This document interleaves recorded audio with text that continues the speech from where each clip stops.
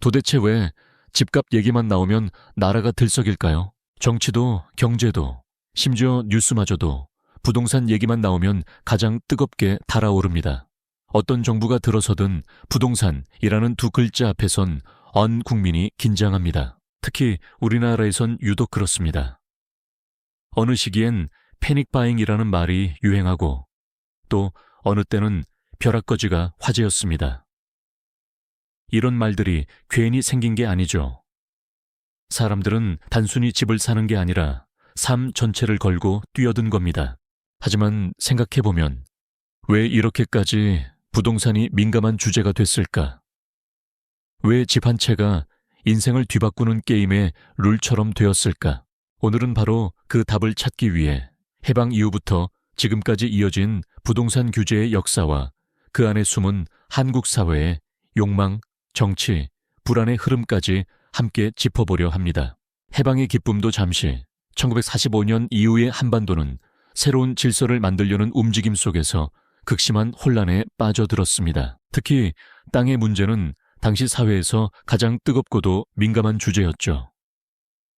일제강점기 동안 강제로 빼앗겼던 토지를 다시 누구에게 돌려줄 것인가? 그 해답은 쉽게 나오지 않았습니다. 정부는 농지개혁을 통해 소작농에게 땅을 돌려주려 했지만 일제 귀속 토지 처리 문제와 남북 이념 대립 속에서 이 개혁은 뿌리 내리지 못하고 혼란만 키운 채 멈추고 말았습니다. 그 결과 땅의 소유 구조는 여전히 불안정했고 부동산은 그때부터 이미 불평등과 갈등의 씨앗이 되어버렸습니다. 그리고 얼마 지나지 않아 우리 민족의 가장 깊은 상처 중 하나인 한국전쟁이 터집니다. 전쟁은 순식간에 모든 것을 폐허로 만들었고 수많은 사람들이 고향을 등지고 도시로 또 도시로 몰려들었죠. 특히 서울 같은 대도시는 전쟁으로 파괴된 건물들과 일자리를 찾아온 피난민들로 그야말로 인산인해를 이뤘습니다. 도시 인구는 폭발적으로 증가했지만 주택 공급은 그 속도를 따라가지 못했습니다. 판자촌이 우후죽순처럼 생겨나고 비좁은 공간에서 서로 어깨를 부딪히며 하루하루를 살아가는 삶이 시작됩니다. 바로 이 시기부터였습니다. 집은 더 이상 단순한 거주 공간이 아니었습니다. 전쟁의 상흔 속에서 살아남기 위한 필수 자산, 그리고 미래를 위한 유일한 투자처로 조용히, 그러나 확실하게 자리 잡기 시작한 겁니다. 전쟁의 상처가 차에 아물기도 전에 우리나라는 경제 발전을 향한 첫걸음을 내딛습니다. 1950년대 후반부터 1960년대 초반, 산업화의 기세가 본격적으로 시작되면서 사람들은 농촌을 떠나 도시의 공장으로 몰려들기 시작했죠. 이른바 이촌향도 현상이 본격화된 겁니다. 도시로 몰리는 인구는 폭발했고 그만큼 주택 부족 문제는 심각해졌습니다. 그런데 말입니다. 집이 부족하다는 건 곧 가치가 오른다는 신호처럼 받아들여졌습니다. 변변한 투자처가 없던 그 시절, 사람들은 허허벌판 땅과 낡은 주택에서도 미래의 돈 냄새를 맡기 시작합니다. 바로 그때 부동산 불패라는 믿음이 만들어집니다. 그 믿음은 이후 수십 년간 한국 사회를 지배하는 강력한 신념이 되었죠. 이렇게 해방과 전쟁, 산업화의 소용돌이 속에서 집은 단순한 거주 공간이 아닌 자산 증식의 가장 확실한 수단으로 자리매김하게 됩니다. 그리고 이 믿음은 곧 다가올 격동의 개발 시대에서 한국 사회의 부동산 문제를 더욱 단단히 얽어매는 실타래가 되어갑니다. 자, 이제 우리는 그 격동의 개발 시대로 발걸음을 옮겨볼 시간입니다. 조금 전 이야기에서 보셨듯 집은 단순한 거주 공간을 넘어 자산을 증식하는 수단으로 사람들의 머릿속에 깊이 자리 잡을 준비를 마쳤습니다. 그리고 그 기대는 곧 현실이 됩니다. 1960년대부터 1980년대까지 대한민국은 그야말로 눈부신 경제 성장을 경험하게 되죠. 전쟁의 폐허 위에서 기적을 일궈낸다는 말이 결코 과장이 아니었던 시기입니다. 정부는 국가 재건과 경제 성장을 위해 정말 거침없이 개발의 엔진을 돌려나갑니다.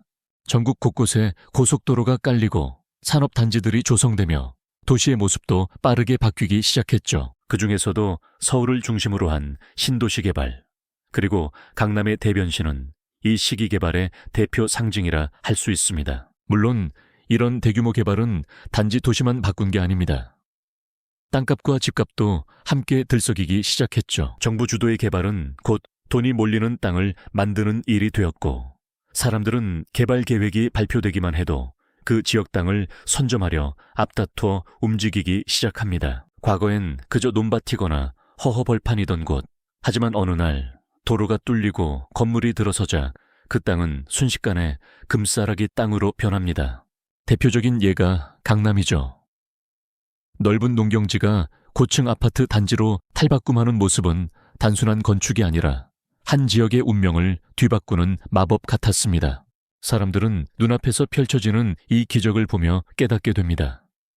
개발만 따라가면 돈이 된다. 실제로 새 인프라와 고급 주거 단지가 들어서자 그 지역 부동산은 미래 가치를 품은 황금알로 여겨졌고, 도시로 몰려드는 사람들은 그 기대를 더 부풀리기 시작했죠. 이렇게 커진 수요는 결국 부동산 가격에 불을 지피는 도화선이 됩니다.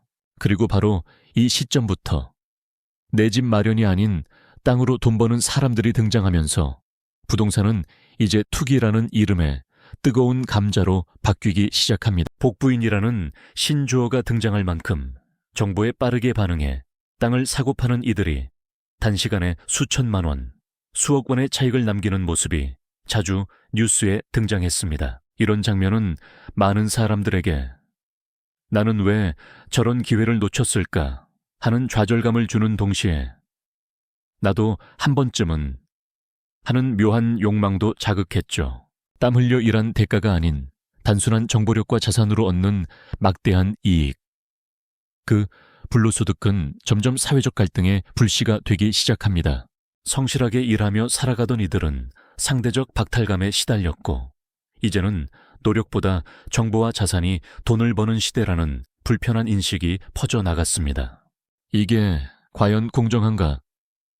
우리 사회가 이런 방향으로 가도 괜찮은 걸까? 이런 목소리들이 모여 부동산 투기를 비판하는 여론이 커져가기 시작한 겁니다.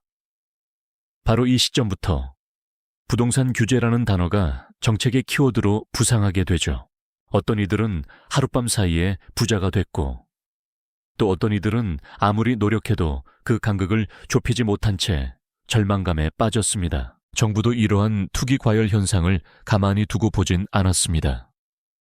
주택시장을 안정시키기 위한 초기 규제들이 하나둘 등장하기 시작했죠. 대표적인 예로 투기 억제용 세금 강화, 토지거래 제한, 투기 과열지구 지정 등이 시행됐습니다. 특정 지역은 거래 요건이 까다로워졌고, 양도소득세를 중과세에 투기 심리를 꺾으려는 시도도 있었죠. 하지만 시장의 욕망은 정부의 규제보다 한 발 더 빨랐습니다. 새로운 방식으로 우회하고, 단속이 강화되면 잠시 숨을 죽였다가 다시 불붙는 현상이 반복됐습니다. 마치 댐을 막아도 다른 물길로 터져 나오는 것처럼 말이죠. 그만큼 개발 이익에 대한 열망은 거대했고, 당시의 규제들만으로는 이 흐름을 완전히 막아내기엔 역부족이었습니다. 정부의 규제는 시장이라는 거대한 파도 앞에서 때론 무기력해 보이기까지 했습니다. 그 결과 부동산은 더 이상 집이나 재산만의 문제가 아니게 되었죠. 계층을 올릴 수 있는 가장 강력한 수단, 가족의 미래를 바꿀 수 있는 유일한 기회, 바로 그런 상징이 된 겁니다. 이 시기부터 부동산 공화국이라는 말이 회자되기 시작합니다. 정부의 개발 방향이 곧 집값의 흐름을 정하고 정책 한 줄이 개인의 삶 전체를 흔드는 시대가 온 것이죠. 나의 집 마련, 인생 역전이라는 공식은 부동산 불패의 신화로 자리 잡고 수십 년간 한국 사회를 지배하는 암묵적 진실이 됩니다. 이제 부동산은 거래의 대상이 아닌 사회적 논쟁의 중심, 갈등의 씨앗으로까지 확장되죠. 우리가 지금 겪고 있는 복잡한 부동산 문제의 실타래는 바로 이때부터 더욱 촘촘하게 얽혀가고 있었습니다. 그리고 이 시기의 경험은 정책을 만드는 사람들, 집을 꿈꾸는 사람들 모두의 인식을 형성하게 된 결정적인 전환점이 됩니다. 이전 시대에 뿌리내린 부동산 불패의 신화와 내 집 마련을 통한 부에 축적이라는 강력한 열망은 한국 사회를 관통하는 거대한 흐름으로 자리 잡았죠. 마치 굳건한 바위처럼 보였던 이 흐름에도 예상치 못한 거대한 파도가 덮쳐옵니다. 바로 1997년 대한민국을 송두리째 흔들었던 IMF 외환 위기였죠. 이 시기는 부동산 시장에도 예측 불가능한 극적인 변화를 가져왔습니다.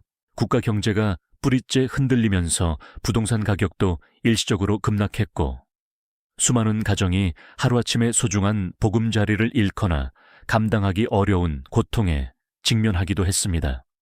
그야말로 집 한 채가 주는 심리적 안정감마저 위협받던 시기였습니다. 정부는 국가적 위기에 처한 경제를 다시 일으켜 세우기 위해 강력한 경기 부양책을 펼쳤고, 그 중요한 일환으로 부동산 규제 완화 카드를 과감히 꺼내 들었습니다. 꽁꽁 얼어붙었던 시장의 따스한 온기를 불어넣고 투자를 유도함으로써 경제 활력을 되찾으려는 절박한 의도였죠.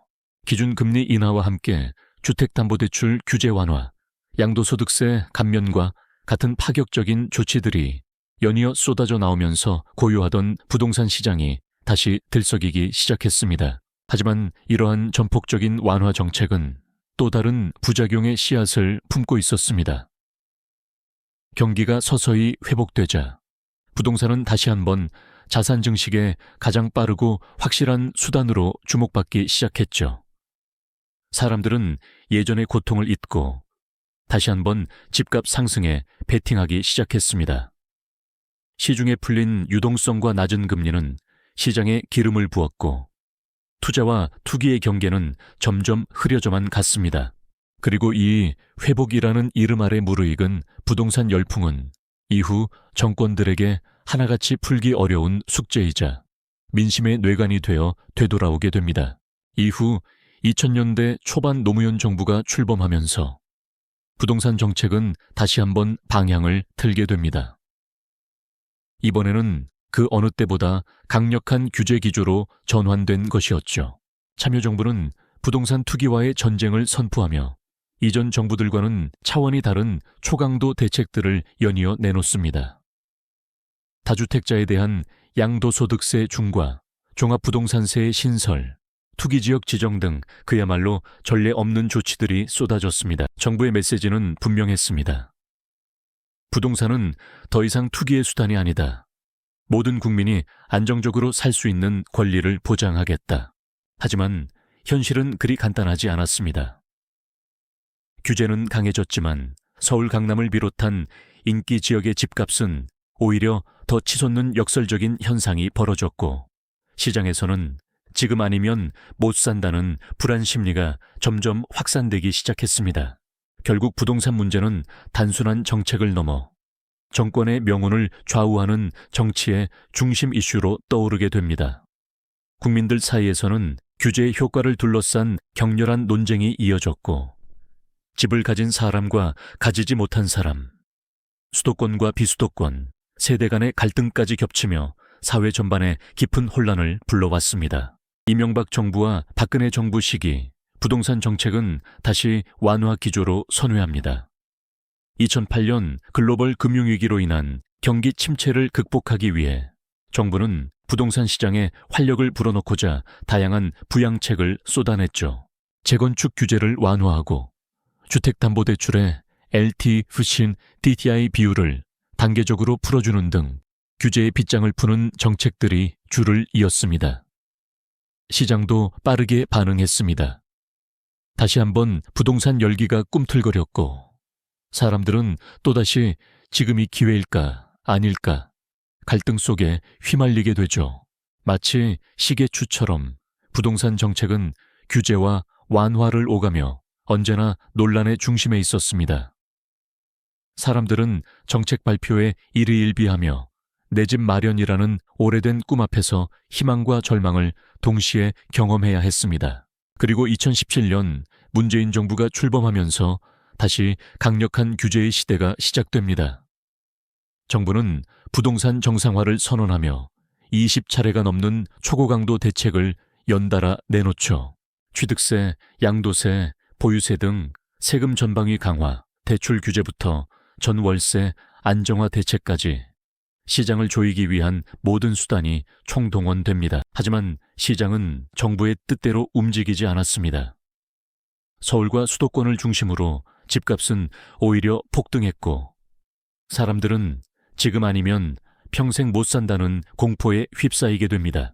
그 결과 패닉 바잉이라는 신조어가 등장하고 무주택자들은 순식간에 벼락거지라는 말로 스스로를 자주하게 되죠. 이처럼 IMF 이후 지금까지 한국의 부동산 시장은 정책과 시장 심리, 투기와 규제 사이에서 줄다리기를 계속해온 셈입니다. 정권이 바뀔 때마다 정책은 달라졌지만 사람들의 혼란과 갈등은 줄어들지 않았습니다. 때로는 정책이 시장을 잠시 진정시켰지만 또 다른 한편으론 예기치 못한 부작용을 낳으며 수많은 국민들에게 혼란과 좌절을 안겨줬습니다.